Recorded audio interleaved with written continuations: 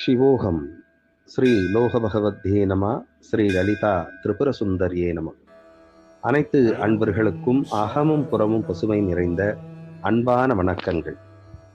வருகின்ற ஆடி மாதம் 4ஆம் தேதி, அதாவது ஜூலை மாதம் 20ஆம் தேதி ஞாயிற்றுக்கிழமை, மயிலாப்பூர் கிராமத்திலே இருக்கக்கூடிய லோக பகவதி திருக்கோவிலிலே முருகப்பெருமானுக்கு ஒரு நாள் 36 முறை சஷ்டி ஓதல் நிகழ்ச்சி நடைபெற இருக்கிறது என்பதை மிகுந்த சந்தோஷத்தோடு தெரிவித்துக் கொள்கிறோம்.